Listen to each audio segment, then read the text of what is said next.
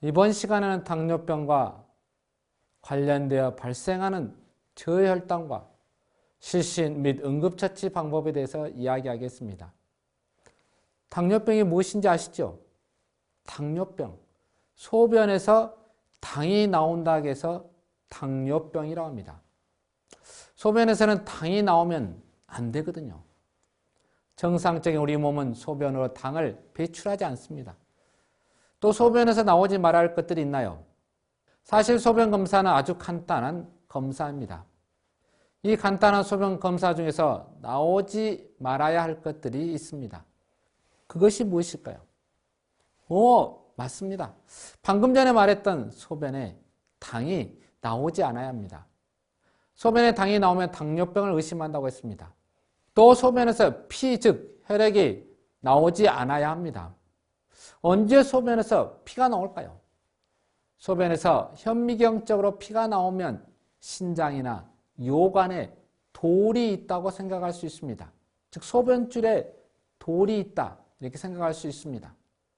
눈에 보이는 정도로 소변에서 코카콜라색의 소변을 보이면 신장염 발생을 의심할 수 있습니다. 또 소변에서 나오지 말아야 할 것이 있습니까? 바로 단백질도 나오지 말아야 합니다. 소변에서 단백질이 나오면 신증후군 등과 같은 질환을 의심하게 됩니다.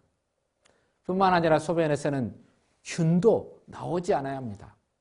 정확히 말하면 백혈구가 나오지 않아야 합니다. 소변에서 백혈구가 나온다면 소변줄에 염증이 생긴 것입니다. 백혈구가 나오면 그것이 바로 소변줄의 염증, 즉 요로 감염을 의심하게 됩니다. 소변에서 당, 혈액, 단백질, 균, 백혈구 등 이런 것들이 나오면 정밀 검사를 해야 하고 기저질환이 있다는 것을 의미합니다. 그런데 당뇨병을 앓고 있는 환자는 저혈당이나 고혈당에 빠지면서 실신을 일으키기도 하고 심지어는 혼수 상태에 빠지기도 합니다. 그때는 어떻게 해야 합니까? 나라가 책임져 줍니까? 먼저 당뇨병이 무엇인가로부터 알아보도록 해야겠습니다.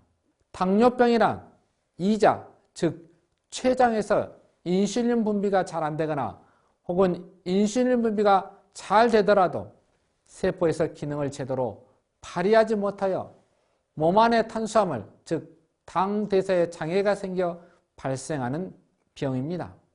결과적으로 몸 안에서 탄수화물, 당의 이용이 원활하지 않아 필요한 에너지가 부족하게 됩니다. 한편 사용되지 못한 탄수화물, 당은 혈액 중에 필요 이상으로 많이 쌓여 고혈당의 상태가 되고 결국에는 소변으로 당이 배설됩니다. 즉 당뇨병은 췌장에서 분비되는 인슐린이라는 호르몬의 분비 부족 또는 인슐린 작용에 문제가 생겨서 나타나는 병입니다. 소변에 당이 보인다고 해서 당뇨병이라고 분명하게 말했습니다. 예전엔 그리 흔하지 않아서 부자병이라고도 불리던 당뇨병이 요사이 급증하는 추세입니다.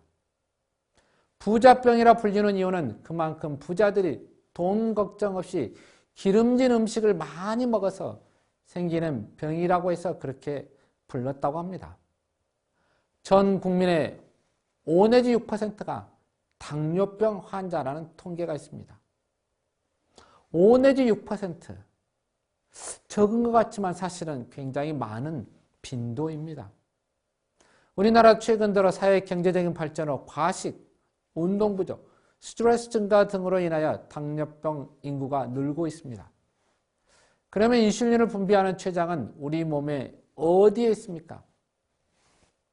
우리 학생들 눈치를 보니 그 정도는 알고 있다는 눈치입니다. 그림에 보이는 것처럼 췌장은 우리 몸 뱃속에 있습니다. 췌장은 이자라고도 하는데 위에 뒤쪽에 있는 길이 약 15cm의 가늘고 긴 장기입니다. 췌장은 머리, 몸통, 꼬리 부분으로 되어 있습니다. 췌장의 일부 조직인 랑게르 한섬 베타세포에서 인슐린을 분비하는데 혈액이 고혈당일 때 인슐린이 바로 분비됩니다. 인슐린은 호르몬의 일종으로 최연소 노벨 생리학상을 받은 캐나다의 프레드릭 벤팅이 발견했습니다. 인슐린은 혈액 속의 포도당의 수치인 혈당량을 일정하게 유지시키는 역할을 하게 됩니다. 인슐린은 혈액의 포도당을 세포 내로 유입해 다시 글리코겐 형태로 저장하는 작용을 촉진시킵니다. 그래서 인슐린은 혈액 내 포도당, 즉 혈당의 수치를 낮추게 합니다. 당뇨병은 그 기전에 따라 두 가지 종류가 있습니다. 제1형 당뇨병은 췌장에서 충분한 인슐린을 만들지 못해 혈당 조절을 못하는 경우로 주로 소아에서 발생합니다. 인슐린 의존 당뇨병 또는 소아 당뇨병이라고 하기도 합니다. 인슐린 생성 자체에 문제가 생긴 것이기 때문에 평생 인슐린을 투여하여 치료를 해야 합니다. 인슐린을 생성하는 랑게르 한섬의 염증이 발생하여 인슐린 생성이 안 되는 경우에 해당됩니다. 제2형 당뇨병은 인슐린은 분비되는데 인슐린이 나오더라도 간과 근육에서 인슐린의 기능을 다하지 못해 혈당 조절이 잘 안 되는 경우입니다. 이것을 우리는 인슐린 비의존 당뇨병이라고 합니다. 신체 조직의 인슐린의 반응 결소는 주로 인슐린 수용체와 관련이 있습니다. 주로 성인에서 발생하는 당뇨병으로 비만인 경우 잘 발생합니다. 비만인 사람은 인슐린인 호르몬이 있더라도 인슐린 수용체가 문제가 생겨서 인슐린이 제대로 작용하지 않기 때문입니다. 당뇨병을 말할 때 주로 두 번째 성인 당뇨병을 말합니다. 가장 많이 차지합니다. 세 번째는 임신성 당뇨병입니다. 임신성 당뇨병은 이름에서 알 수 있듯이 당뇨병의 병력이 없는 임신한 여성에서 고혈당으로 발전하는 경우에 발병합니다. 임신 중에만 고혈당이 발견되며 분만 후에는 고혈당이 사라집니다. 여성 임신의 5 내지 10%에서 발생하며 임신성 당뇨로 태아에도 영향을 미치기 때문에 임신 기간 동안 잘 관리해야 합니다. 그러면 구체적으로 어떤 사람이 당뇨병에 잘 걸리는 걸까요? 자신이 이에 해당되는지 살펴보시기 바랍니다. 청소년 수강생 기억에서 나중에 도움이 되기를 바랍니다. 제2형 당뇨병, 성인 당뇨병 중심으로 이야기하겠습니다. 어떤 사람이 당뇨병에 잘 걸릴까요? 위험인자에 대한 내용은 문헌에 따라 약간 차이가 있습니다. 다음과 같은 조건인 경우 당뇨병에 잘 걸립니다. 첫째, 45세 이상의 모든 성인입니다. 45세 이상 모든 성인은 자신의 혈당을 주기적으로 검사해 볼 필요가 있습니다. 45세가 넘으면 자기도 모르게 컨트롤할 수 없는 배둘레형, 배 주위의 살로 과체중인 경우가 많습니다. 뿐만 아니라 전반적으로 45세가 넘으면 몸의 많은 기능이 떨어져 혈당 조절에 문제가 발생하기 때문입니다. 둘째, 45세 미만이라도 과체중이거나 비만이면서 아래와 같은 위험 요인이 있는 경우는 당뇨병 발생 확률이 높습니다. 부모, 형제, 자식 중에 당뇨병 환자가 있는 사람, 고혈압, 혈압이 140에 90mmHg 이상이 있거나 항고혈압 약물을 복용 중인 사람, 이상 지질혈증을 가지고 있는 사람, 즉 HDL, 콜레스테롤이 35mg/dL 이하 또는 중성지방 250mg/dL 이상인 사람입니다. 콜레스테롤 중에 우리 몸에 좋은 콜레스테롤이 있습니다. 그것이 바로 HDL, 하이 덴시티 콜레스테롤입니다. 이 HDL 콜레스테롤은 많을수록 우리 몸에 좋다고 합니다. 또한 과거 내당능 장애 또는 공복혈당 장애가 있었던 경우, 임신성 당뇨병으로 진단받은 적이 있거나 4kg 이상의 거대아를 출산한 적이 있는 사람, 심혈관 질환, 즉 뇌졸중, 관상동맥 질환, 말초혈관 질환을 경험한 사람, 평소에 운동을 하지 않는 사람들입니다. 자신이 이에 해당되는 사람은 주기적인 혈당 체크가 필요합니다. 1년에 2회 정도 혈액 검사를 통해 혈당 체크를 하면 조기 진단의 가능성을 높이게 됩니다. 1년에 2회면 절대 많지 않습니다. 간단한 당뇨병 발생 체크리스트입니다. 6가지 항목이 있습니다. 첫째, 당신의 나이는? 둘째, 당신의 부모 형제 중 한 명이라도 당뇨병이 있습니까? 셋째, 당신은 현재 혈압약을 복용하고 있거나 혈압이 140에 90 이상인가요? 넷째, 당신의 허리둘레는 얼마인가요? 다섯째, 당신은 현재 담배를 피나요? 여섯째, 당신의 음주량은 하루 평균 몇 잔인가요? 이 6가지 질문의 답에 따라 오른쪽 표처럼 점수를 부여합니다. 총점이 5점 이상이 되면 당뇨병 발생 위험이 높아지므로 이때부터는 경각심을 갖고 자신의 건강관리를 해야 합니다. 물론 수강생들은 대부분 5점이 안 될 것입니다. 100세까지 5점 이하로 유지해야 됩니다. 그러면 당뇨병이 있으면 어떤 증상들이 나타나겠습니까? 아마 학생들도 이미 다 알고 있을 것입니다. 당뇨병의 증상은 매우 다양한데 대부분 실제로 잘 모르고 있다가 우연히 혈당 검사를 받다가 발견되기도 합니다. 잇몸이 붓거나 치아가 흔들려 치과에 들렀다가 발견되기도 하며 눈이 침침해 병원에 갔다가 당뇨병 진단을 받기도 하는 경우도 있습니다.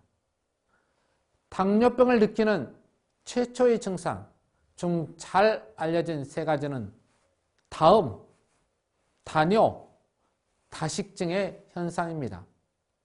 다음은 목이 자주 마르고 물을 많이 마시게 됩니다. 다뇨는 소변량이 늘고 볼일 본 지 얼마 안 되었는데 또 자주 보게 되는 경우입니다. 다식증은 아무리 먹어도 공복감이 생겨 계속 먹게 되는 현상이 생깁니다. 다음, 다뇨, 다식증입니다. 여기 4번째 중요한 증상은 처음에는 살이 찌는 것 같아 보이지만 점차 살이 빠지고 야위게 됩니다. 즉, 체중 감소입니다. 다음, 다뇨, 다식, 체중 감소입니다. 이외에 별로 할 일도 없는데 매사가 귀찮고 나른해져 피로와 권태가 쉽게 옵니다. 부스럼이 많이 생기며 습진, 무좀 같은 것에 잘 걸리는데 이건 체내 면역 체계가 약해서 잘 낫지 않고 감염되기도 쉬워서 그렇습니다. 그러면 당뇨병은 어떻게 진단을 하는 것입니까? 척 보면 압니까? 절대 그렇지 않습니다. 당뇨병은 당뇨병의 대표적 증상이 있으면서 다음과 같은 경우에 당뇨병으로 진단할 수 있습니다. 당뇨병의 대표적인 증상은 4가지라고 있습니다. 다음, 다식, 다뇨, 체중 감소입니다.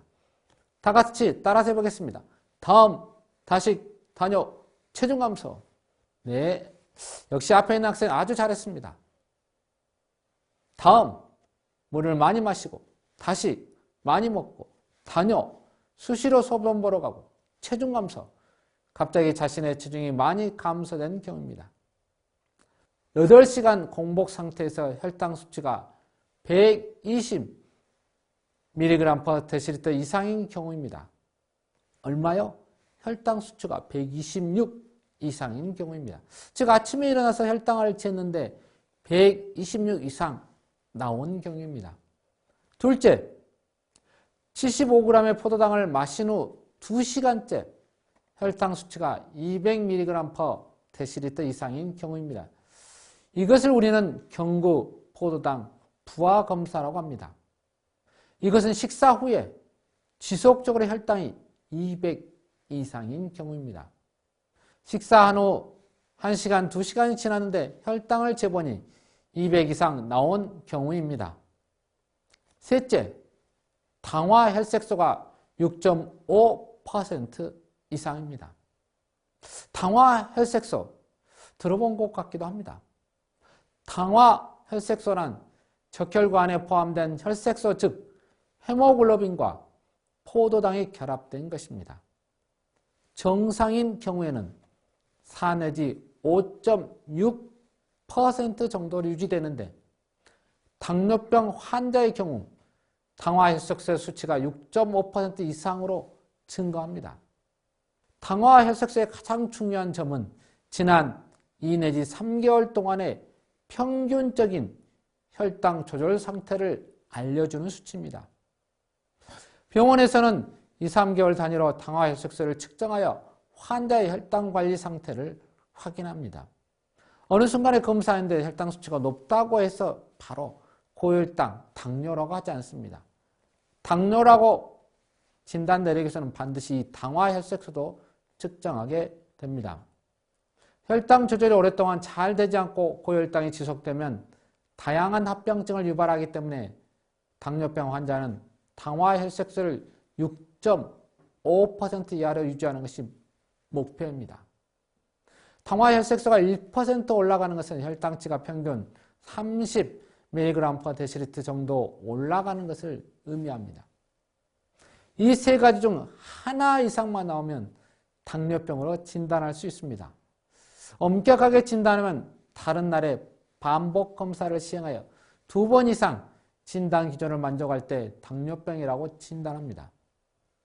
갑자기 여기서 궁금한 생각이 듭니다. 그러면 정상 혈당 수치는 얼마일까요? 아는 학생, 저요. 아무도 손을 들지 않군요. 저는 실망하지 않고 정답을 가르쳐 드립니다. 정상 혈당 수치는 70에서 110mg/dL 수준입니다. 우리 학생들도 이 수치는 기억하면 좋겠습니다. 70에서 110입니다. 당뇨병 진단 기준을 보기에 좋게 표로 정리한 것입니다. 이 정도는 기본 상식으로 여기고 알고 있으면 아주 훌륭한 수강생입니다. 하나씩 읽어보시기 바랍니다. 그러면 당뇨병은 어떻게 치료하는 것일까요? 당뇨병 치료에는 식사요법, 식이요법, 운동요법, 약물치료가 있습니다. 경한 당뇨병은 식이요법과 운동요법만으로 효과적으로 치료할 수 있습니다. 식이요법과 운동요법으로 만족할 만한 혈당 조절이 이루어지지 않을 때 약물요법을 추가합니다. 하지만 약물요법을 받는 중에도 반드시 식사요법과 운동요법을 병행하여야 합니다. 약물요법에는 먹는 약인 혈당 강화제와 인슐린 주사가 있는데 당뇨병의 종류, 자신의 상태, 합병증의 유무에 따라 치료 약물의 선택이 달라질 수 있습니다. 혈당의 상승이 수년에 걸쳐 지속될 경우 혈관에 염증이 생기고 심해지면 혈관이 막히게 됩니다. 한편 혈당이 갑자기 심하게 상승하면 무기력, 의식저하, 더 심하면 사망에 이를 수도 있습니다. 따라서 당뇨병 치료의 목적은 혈당을 정상치에 가깝게 유지하며 고혈당으로 인한 혈관 손상을 방지하고자 합니다. 또한 당뇨병을 가지고도 건강하게 살 수 있도록 하는 데 있습니다. 사실 당뇨병은 질병이라기보다는 관리, 유지하는 질병이라고 할 수 있습니다. 당뇨병은 혈당을 잘 조절하면 정상인과 같은 삶의 질을 유지할 수 있다고 합니다. 그래서 의사선생님은 당뇨병을 치료하는 질병이라기보다는 조절 혹은 관리하는 질병이라고 이야기합니다. 그럼 당뇨병을 앓고 있는 환자에서 나타날 수 있는 응급 상황은 어떤 것이 있겠습니까? 어떤 것일까요? 맞습니다. 정답이 눈앞에 보이죠? 가장 흔한 것은 저혈당증입니다. 저혈당증으로 쓰러질 수 있습니다. 그리고 고혈당이나 저혈당으로 인해 혼수상태에 빠지기도 합니다. 더불어 당뇨병성 케톤산 혈증이 있습니다. 그러면 여기서는 저혈당증에 대해서만 살펴보겠습니다. 당뇨병성 케톤성 혈증이나 혼수 상태인 경우에 우리가 할 수 있는 일은 거의 없습니다. 그때는 빨리 병원을 가서 진료를 받고 치료를 받아야 살아날 수 있습니다. 혼수 상태는 고혈당으로도 올 수 있고 저혈당으로도 올 수 있습니다. 어떤 사람이 혼수 상태인 사람을 병원 응급실에 데려가면 미국에서는 약물 양용, 마약 등을 생각한다고 합니다. 한국에서는 원인을 잘 모른 채 혼수 상태로 환자가 응급실에 방문하면 고혈당이나 저혈당으로 인한 혼수를 먼저 생각합니다. 그래서 혈당 검사를 위해 체를 실시하고 결과가 나오기 전에 고농도의 포도당을 응급으로 주사하기도 합니다. 저혈당으로 인한 혼수인 경우는 빠르게 회복할 수 있기 때문입니다. 설령 고혈당으로 인한 혼수 상태라도 소량의 고농도 포도당 주사를 주었다고 해도 대세에는 큰 영향을 미치지 않습니다. 당뇨병성 케톤성 혈증은 아세톤 냄새가 나며 얼굴이 붓고 두통, 갈증, 구토, 호흡곤란이 옵니다. 당뇨병성 케톤성 혈증은 주로 소화에서 잘 발생합니다.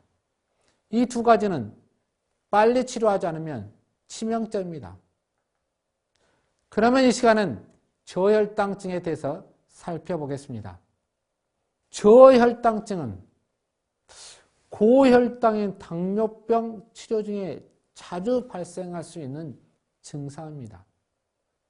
고혈당 당뇨병에서 저혈당이 발생한다는 말입니다. 저혈당은 혈당치가 70 이하로 떨어지는 것을 말합니다. 당뇨병은 고혈당이 결과적으로 발생하여 문제가 되는 병인데 오히려 저혈당으로 응급 상황이 더 잘 발생하니 뭔가 아기가 맞지 않는 상황 같습니다. 저혈당증은 평소 혈당 조절 상태에 따라 저혈당이 나타나는 혈당 수치, 증상, 빈도 등이 다릅니다. 고혈당으로 발생한 당뇨 환자가 어떨 때 오히려 저혈당증이 올까요? 어떨 때 저혈당증이 올까요? 잠시 생각해 보면 좋겠습니다. 생각할 시간을 드립니다.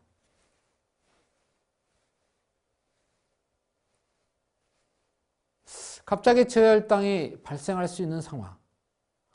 당뇨병으로 인해 약을 먹고 혈당을 정상적으로 조절하고 있는 사람이 갑자기 예민해져 식사량이 갑자기 줄면 저혈당이 발생합니다. 또한 식사 시간이 예정된 시간보다 훨씬 지연된 경우 늦게 음식이 공급됨으로써 저혈당증이 발생할 수 있습니다. 정상적인 식습관을 쫓아 그에 맞춰 약물요법을 시행하고 있는데 제 시간에 식사를 하지 않으면 어떻게 되겠습니까? 약물의 효과로 인해 저혈당증에 빠지게 됩니다. 또한 평상시 고혈당을 의식해서 운동량이 평소보다 늘었거나 또는 공복 상태에서 운동하였을 경우입니다. 과음을 했거나 빈속에 음주했을 경우도 저혈당증에 빠집니다. 인슐린 또는 경구혈당 강화제의 복용량이 많거나 불규칙한 경우 역시 저혈당증이 발생할 수 있습니다. 즉 약으로 인해 혈당을 정상적으로 잘 조절하고 있는데 음식 공급이 감소로 혈당 공급량이 떨어지거나 혈당 소비가 많은 운동을 한다거나 공복 시간이 길어지게 되면 당연히 혈당이 떨어져 저혈당 증상이 발생합니다. 저혈당증의 증상으로는 교감신경계 작용으로 인한 어지러움, 식은땀이 나타나며 힘이 빠지며 심장이 빨리 뛰고 공복감, 손끝, 입술 등이 저려움, 떨림이 발생합니다. 심해지면 뇌신경의 증상인 의식의 혼탁, 간질발작, 혼수 등이 일어납니다. 저혈당이 심한데도 적절한 조치를 하지 않으면 뇌세포 기능장애를 초래합니다. 인슐린 의존형 당뇨병을 가진 경우는 주위 사람들에게 저혈당에 대해서 미리 알려줍니다. 당뇨 팔찌, 목걸이 등의 저혈당 시 대처 방안을 마련해 두도록 하며 당뇨 대상자는 저혈당을 예방하는 간식을 늘 가지고 다니도록 합니다.